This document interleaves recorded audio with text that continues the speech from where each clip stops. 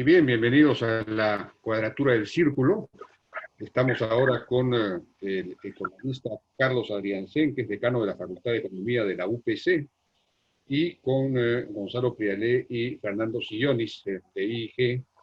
Y bueno, vamos a conversar de un tema, digamos, interesante, claro que difícil de cuadrar. Se trata de lo siguiente.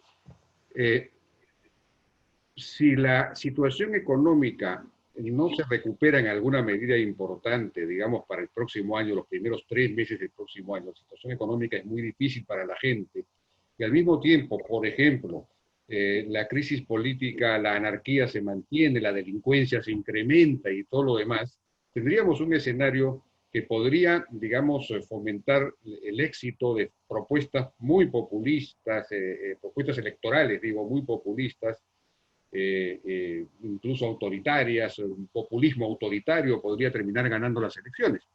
Entonces es importante saber cómo viene la economía los próximos los primeros 3 meses del próximo año, cómo va a estar la gente en ese momento, va a estar mejor que ahora, va a estar atravesando muchas dificultades, para conocer cuál va a ser, digamos, el escenario en que la gente va a ir a elegir.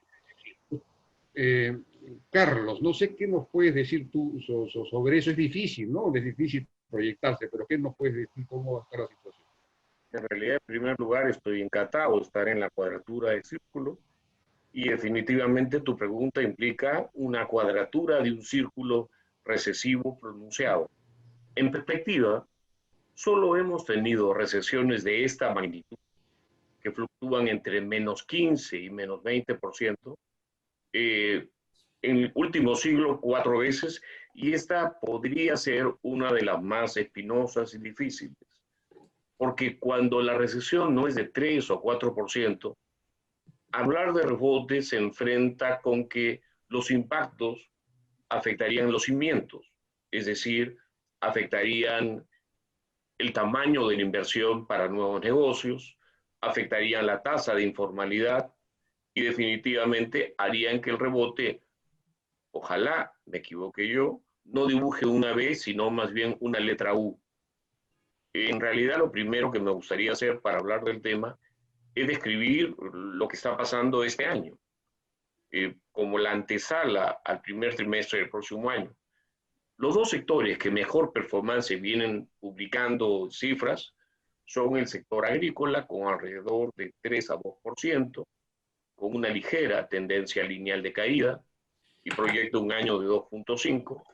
El sector pecuario, que es uno que tiene cifras más bien consultadas por teléfono, si cabe el término, que está creciendo menos como el resto de la economía, que podría llegar al año más cerca de 0 que de 1, con una fuerte correlación para esta proyección. Preocupa hidrocarburos y preocupa minería metálica, que ya están cerca, minería metálica de -12 y podría proyectar un valor más cercano a 20 que a 15, e hidrocarburos. De nuevo, estoy leyendo cifras, no me culpen a mí. Yo solamente estoy haciendo la proyección de los promedios móviles. Trae buena noticia pesca, en cambio, que venía cayendo al 25 y podría llegar a caer en 10 a fin de semestre, como antesala al trimestre. Manufactura no primaria, esa tiene una tendencia muy dolorosa, si cabe el término. La pandemia le ha dado muy fuerte y de crecer cerca de 1% antes de la pandemia. Con las últimas cifras disponibles está a -15 y podría cerrar el año también cerca del -20, si es que no más, siguiendo la tendencia. En cambio, recursos primarios, como es muy vinculado a pesca y también es muy fluctuante, nos daría un crecimiento, un decrecimiento de 2%, lo cual es muy resiliente para el tiempo. Finalmente, el sector más importante, no finalmente, pero el sector más importante de la economía, Fernando, es el sector otros servicios. Mueve el 42% del PBI. Y ese tiene una tendencia feucona. Está en -6 a julio y posiblemente, si se comporta la economía como se ha comportado desde el 19, entonces estaría más cerca de -10 o -12 y eso pesa mucho en la proyección del año. Finalmente, el sector construcción, ese es el que tal vez a Gonzalo no le gustaría que hable porque está con una proyección para el año de menos 40 y va en menos 20, porque la tendencia ha sido tremenda. Y yo en lo personal creo, dejo la pregunta de qué tanto van a cambiar las condiciones en las que opera la construcción en ese momento, como para esperar una mejor evolución. Comercio también tiene una tendencia que dibuja hoy se acerca al 20% para fin de año. En cambio, y el último, el sector más citado como proyección para el año y llegada al trimestre es electricidad o utilities. Y ese está en menos 6, yéndose para, como casi todos, algún lugar cercano al 15%. Si descomponemos por grupos, aquí vale la pena destacar algo positivo, a julio, perdón, en trimestres, a junio, estamos más preocupados por los no primarios que por los primarios. Los no primarios caen 6, los primarios caen 6, los no primarios caen 9. Esto es algo que nunca hemos visto. Ni al más bonito y al más positivo de los economistas le ha visto estas cifras. Y por eso dibujan un primer trimestre del año en medio de una recesión fuerte, a menos que a partir de agosto esté pasando un milagro que no estamos viendo en los indicadores tempranos. Sobre todo cuando miramos el crecimiento de la demanda interna, que es consumo, más inversión, más gasto de gobierno. Ese proyecta alrededor de 15, yo diría que está en el espectro de 15 a 20%. Miro con mucha preocupación la conexión marcada que ha tenido históricamente la evolución del PBI con construcción, que cae mucho, y también con la variable demanda, sin considerar inventarios, porque en medio de una recesión de esta magnitud, los inventarios se acumulan muchísimo, porque no solamente no venden, sino que no pueden vender por los protocolos. Y aquí viene la complicación. Empresas que tienen costos más altos para poder vender, y estos costos implican precios más altos que comprimen las demandas. Por lo tanto, cuando alguien me dice que el próximo año vamos a tener una recuperación rápida, en un contexto donde la inflación viene subiendo muy lentamente, estaba muy bonito, cerca del 1%, ahora estamos en 2.2%. No les cuento las proyecciones de exportaciones y de inversión trimestrales porque vienen muy feas, y donde el déficit fiscal ha agarrado la escala que todos conocemos. A julio tiene una brecha anualizada de 12.000 millones de dólares, de los cuales 9.000 se están cubriendo con aire de los privados, es decir, financiamiento interno neto. Por eso el fondo de estabilización ha quedado medio ralo. A mí, en lo personal, me preocupa más que el trimestre lo que viene después. Los próximos 2 me preocupan un poco. Y eso podría ser mi introducción. Todo esto es, eso sí quisiera decirle, muy sensible a un ceteris paribus, a un que nada se mueve en términos del estilo de política económica. Y yo espero que la ministra Alba cambie muchas cosas, pero no hay ninguna evidencia que eso sucede. No veo shock de términos de intercambio. Tampoco, o sea, es tan grande el déficit proyectado por el marco macroeconómico mundial, 11% del PBI. Y Dios quiera, no, tampoco veo un escenario en que terminemos votando por un Antauro, que afectaría cualquier proyección pasiva mucho más duro, si es que en marzo un vociferador que genere desconfianza estuvieron moviendo el gallinero. Gran responsabilidad de los candidatos de encandilar a la gente. Pero en fin, esta es la proyección de un profesor de economía que aquí nomás se queda porque las proyecciones pasivas no se las quiero mostrar para el año 2021 y 2022. No se puede, dependen de demasiadas variables. La incertidumbre es muy grande y el impacto a la pobreza también.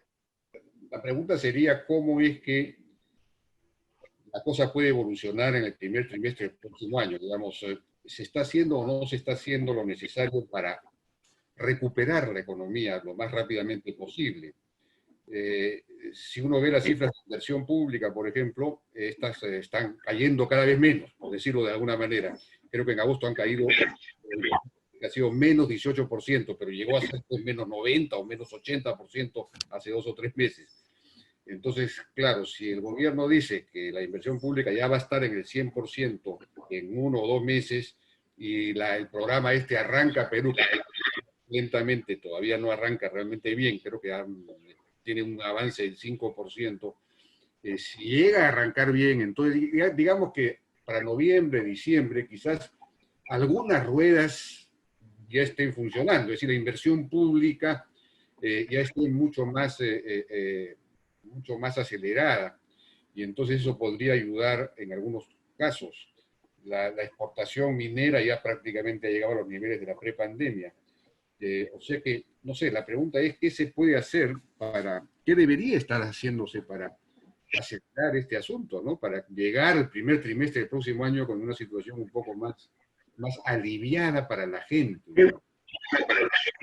¿Qué debería hacerse? Definitivamente tú lo has dicho, ejecutar mejor para quebrar lo que se registra a julio, una caída anualizada de la inversión pública de menos 15. Esas son cifras. Yo cuando veo a alguien que me habla de un mes y lo comparo con la tendencia, y la tendencia implicaría que la foto puede ser mucho menos fea para llegar al trimestre del próximo año si es que se ejecutase. Si me dices que, si yo pienso que es verosímil una reversión significativa, una V en inversión, no lo veo por la propia inercia de la gestión pública de estos tiempos. Nos hemos deteriorado en términos de cuadros técnicos.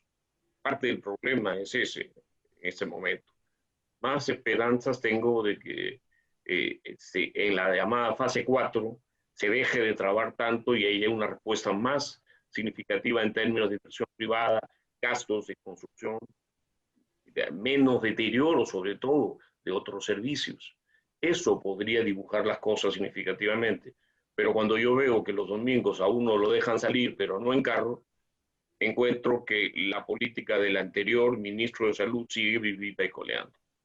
Entonces, yo no soy adivino, no hago esa proyección, pero la inercia, si es que seguimos como estamos, cierra el año con una de las peores recesiones de la historia del Perú, y estas no se revierten así, por más que yo quisiera decir lo contrario.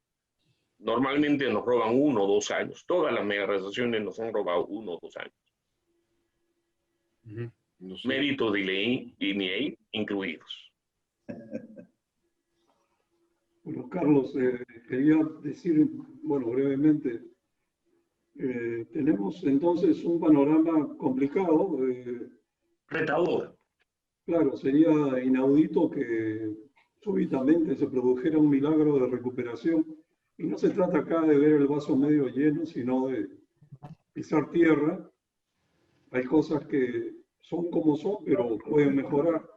Mi duda grande es que si el estado disfuncional que tenemos continúa a cargo y no hay forma de reemplazar al Estado, no importa a quién elijas, la capacidad de gestión pública seguirá siendo la misma.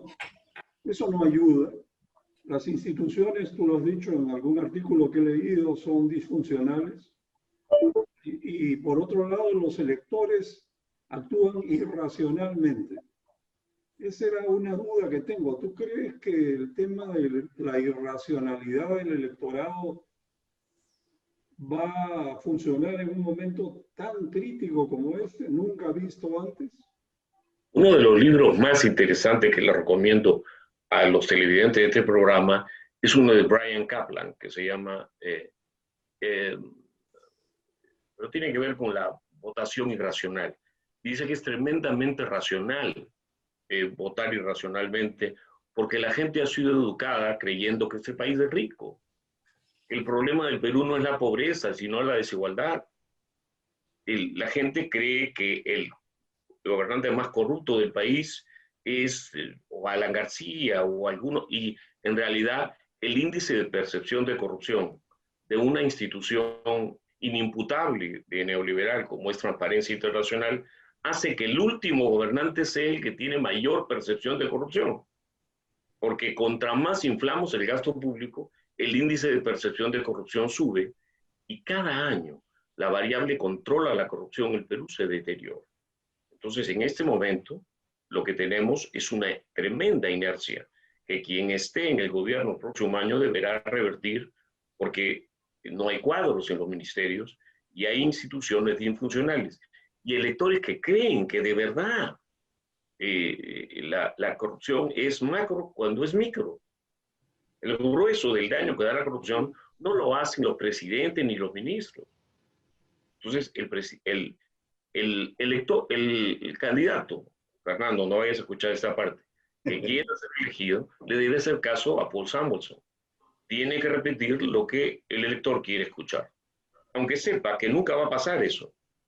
Suena cínico, pero uno de los más respetados economistas progresistas del siglo pasado es Paul Samuelson.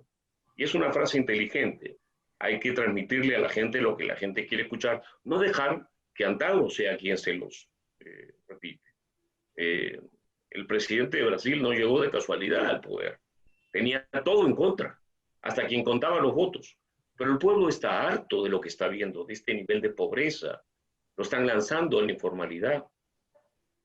Las proyecciones de pobreza no se las voy a contar, porque no hago proyecciones, pero lo que he hecho para mí, con toda la desconfianza del caso, y para discutirlo con alumnos en los talleres, es muy feo. O sea, si es que los años malos afectan a los años siguientes, en la forma en que el ejercicio lo hace, y la elasticidad de crecimiento respecto a la pobreza se mantiene, la caída, la elevación de pobreza va a ser significativa.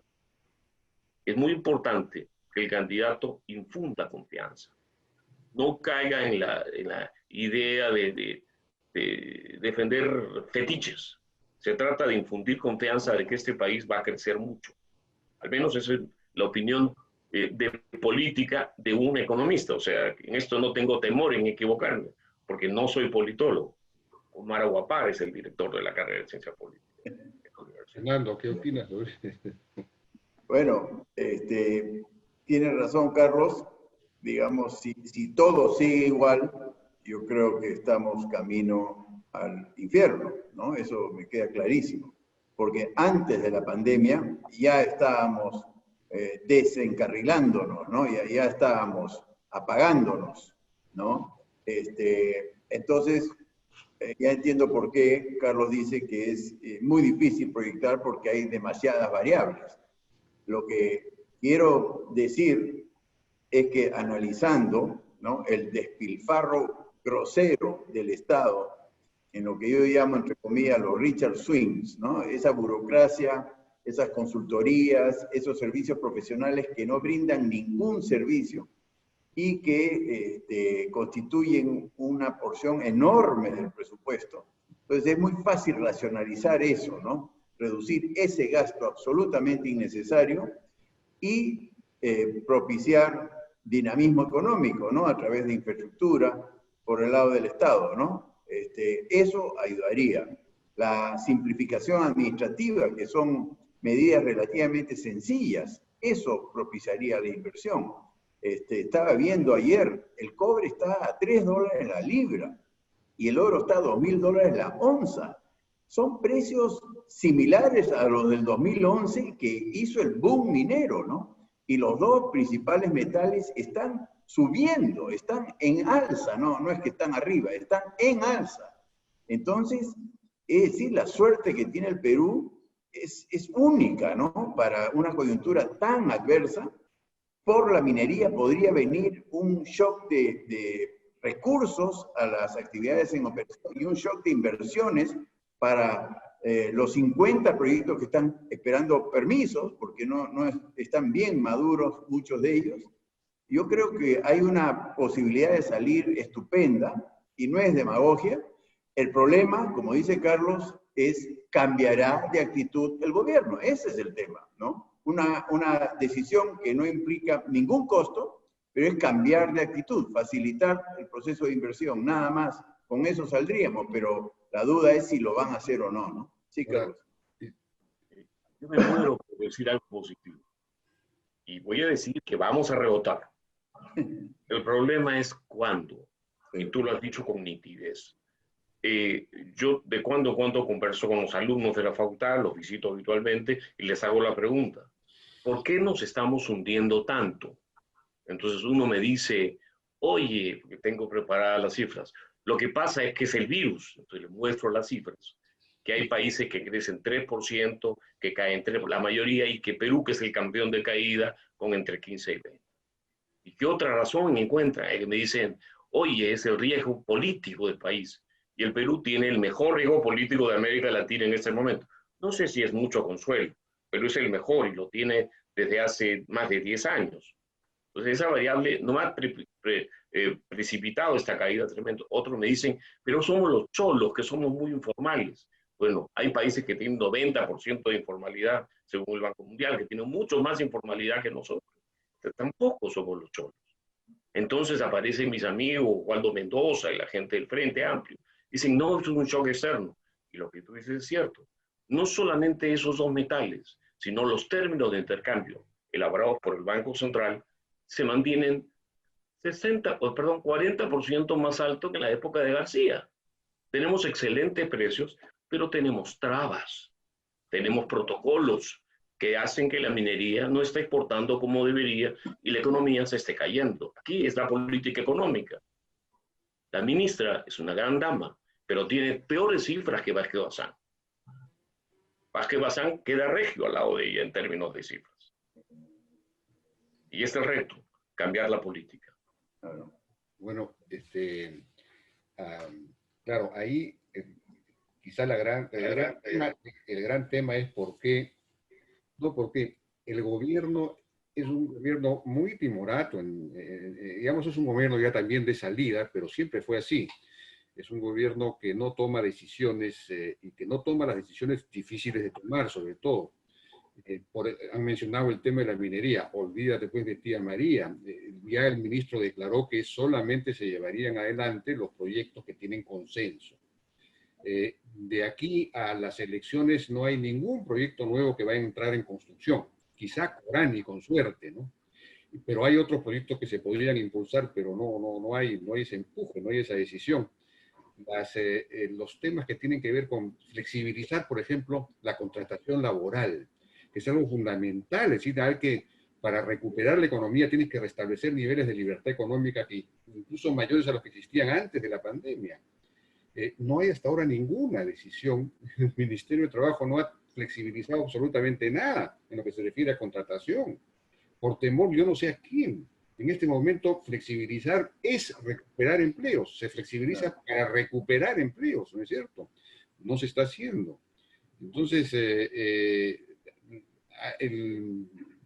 las grandes obras que podrían significar un impacto importante, por ejemplo, Chavimochi, Majes Siguas, están trabadas en el caso de Majes Siguas porque simplemente el gobierno regional de Arequipa no quiere aprobar la nueva adenda o no quiere dar pase, en fin, a lo que se requiere para sacar adelante el proyecto, porque se insiste en una parcelación de 5 hectáreas, es decir, al viejo estilo del antiguo Majes, una cosa increíble. Y entonces no hay manera de destrabar eso, porque el gobierno no tiene fuerza, no tiene capacidad de persuasión, no es capaz de, digamos, retraer el proyecto al gobierno central. Chavimochic no sale porque nadie quiere firmar, y entonces hay un conjunto de bloqueos por todas partes que dificultan las cosas, y no hay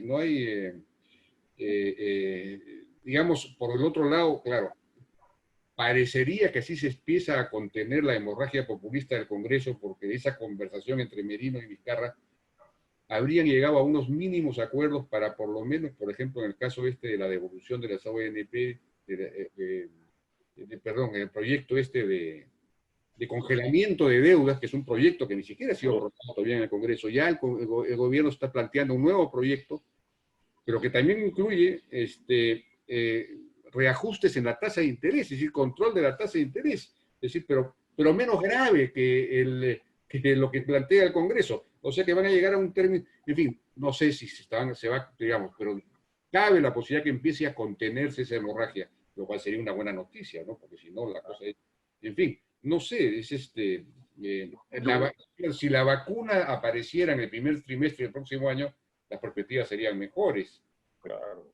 Pero el gobierno no es capaz de trabajar junto con el sector privado para identificar, probar y aislar a los infectados y llevarles alimentos. Entonces no lo hace bien y por lo tanto podría haber una segunda ola que no sería controlada, ¿no? Eso sería también nefasto. En fin, no sé. Yo tengo que agradecerle a la pandemia que me ha dado algún tiempo más sobre mi labor administrativa para estar jugando con cifras. Y terminé una vieja investigación sobre el efecto de la ideología sobre el crecimiento, sobre la corrupción, y para ello uso encuestas de libertad política, de libertad económica y de respeto a la propiedad privada para explicar, por ejemplo, la tasa de corrupción del país o su ritmo de crecimiento. Y el mundo, Jaime, está dividido en dos países, o en dos tipos de países. Los que oprimen las libertades y no respetan a la propiedad, todos son corruptos y pobres. No importa la retórica. Y los que tienen libertades políticas, son muy importantes las políticas, que hemos estado erosionando, económicas, y respetamos los contratos. Esos países todos son ricos. No importa que se llamen Suiza o Suecia o cualquier otro país que algunos tontamente llamamos socialistas, porque en los hechos tienen índices de liberalismo económico mucho más altos. Y los latinoamericanos, gran parte de ellos están en rangos semi-marxistas. Y es lógico que seamos pobres. Vizcarra es un gobierno de izquierda, bien de izquierda. ¿Qué ha hecho sino oprimir libertades políticas, reducir libertades económicas y no respetar derechos de propiedad acá? Aquí hasta a un tipo se le ocurre y se pone a acotar.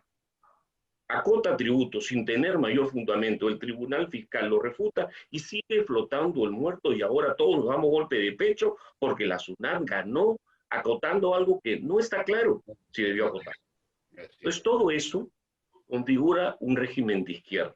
El lector no es tonto, será emotivo, pero no es tonto. Necesita esperanza frente a la desesperanza que le ha dado la izquierda en el gobierno, porque es lo que tenemos.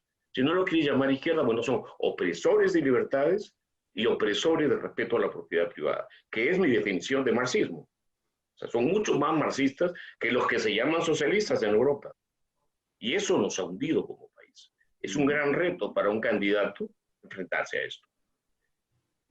Bien. Bueno, Carlos, había otro aspecto es, ya que mencionas que los electores al final votan por lo que les gusta oír, me imagino que a todos les va a gustar oír de que podemos reactivar la economía y salir adelante y el futuro va a ser mejor y probablemente se inclinarían a votar por aquel candidato al que le crean que puede hacer eso. De repente un candidato de un extremo, la gente piensa, bueno, nos está ofreciendo cosas imposibles, y otro es creíble porque tiene trayectoria o sus ideas transmiten una sensación de... Yo me atrevería a decir, perdón. ¿Cómo compondrías tú una oferta reactivadora? Sé que es mayúsculo, pero a ver, tu capacidad de decir... Es bien fácil. ¿Qué nos ha traído a la mega recesión? Si tenemos excelentes precios, protocolos irracionales, un déficit fiscal que succiona 11 puntos del PBI de recursos, de los cuales 9 o 10 son del sector privado. Eso está tumbando la economía. Eso es lo que los economistas llamamos desplazamiento de gasto público por gasto privado. Trabamos todo con protocolos, elevamos costos. Bueno, hay que hacer lo contrario. Y eso va a reactivar la economía de manera contundente. ¿Qué le recomendaría a un candidato? Que no se parezca a Vizcarra, porque la gente sabe que lo ha desgraciado es Vizcarra. El que se parezca a Vizcarra no va a recibir voto, por más que la prensa tenga las preferencias que tiene. Ya no le creemos. Por eso, para un conversatorio de este tipo, gracias a Dios es que existe la cuadratura del círculo. Se puede hablar y se puede discutir. Bueno, en realidad, claro, hay dos tipos de oferta posibles, ¿no? Ante una situación económica complicada para la gente, hay la oferta que estamos hablando. Señores, se necesita, para salir de esa situación necesitamos mucha más inversión privada, necesitamos liberar trabas, establecer más libertades para invertir, flexibilizar, en fin, simplificar las normas, desregular. Necesitamos hacer que todo el mundo pueda crecer. Esa es una oferta. La otra es, señores, estamos muy mal porque hay unas grandes empresas que se roban se roban la plata del pueblo, y entonces hay que redistribuir la riqueza, hay que estatizar, en fin, hay que intervenir esos monopolios y redistribuir el dinero en la gente. Son las dos ofertas posibles. Por eso creo que quizá no va a haber lugar para el centro en estas elecciones, ¿no? Sino para estas dos ofertas claramente mencionadas, dichas. Yo pienso que Bolsonaro la tenía muy difícil en Brasil. Todo estaba en contra de él. Las encuestas ni siquiera lo dibujaban. Y habló claro. Y la gente está muy resentida con la desatención, con la caída de la economía, con este tipo de actitudes que dicen el pueblo sucio, cochino, informal, es el que causa la recesión y la pandemia. El pueblo no es tonto, está ofendido. Ahora, tiene que haber un líder. Bolsonaro tuvo la habilidad de encandilar a los brasileros. Y no es usual que en América Latina aparezca gente que habla fuerte y claro. El que habla fuerte y claro esta vez gana. Y el que dé ese discurso contestatario, cada día más parecido a Vizcarra, la va a tener más difícil que el del otro lado. Porque va a ofrecer lo mismo que Vizcarra, que no está funcionando. Sí, pues, bueno, no sé si, Fernando, algo más para terminar. No, muy interesante. Muy interesante. Creo que depende, yo sí creo que es el cambio de actitud, ¿no? El cambio de actitud. Facilitar las inversiones, ¿no? Porque están muy maduras, están a la espera de los permisos. Simplificar, digitalizar, ponerse pro inversión, pero de verdad, ¿no? Y en la medida que eso ocurra, rebotaremos. En la medida que no ocurra, seguiremos cuesta abajo. Sí, pues. Muy claro, como siempre, Carlos. Gracias. En definitiva, claro, dos grandes tipos de propuestas, ¿no? Señores, generar riqueza es una, la otra es, vamos a redistribuir la riqueza existente. Son las dos. Mira, solo termino con esta idea. Nada reduce más la incidencia de pobreza que una mayor tasa de inversión privada. Ninguna variable. Claro. Todos los economistas de todos los colores, la correlación entre estas dos variables en la historia peruana en los últimos 20 años es muy sólida. Simplemente. Pero nos han hecho creer que no se puede decir eso. Hay que ignorar la realidad. Lamentablemente hemos llegado a un colapso de inversión, una de las variables que más cae en ese momento, y eso va a enervar pobreza de gente a la que nosotros queremos, a nuestro pueblo, a nuestra gente. El candidato que desarrolle esa empatía va a reinar la elección. Bien, bueno, ha sido interesante. Muchísimas gracias a Carlos por tu participación en la cuadratura. Bueno,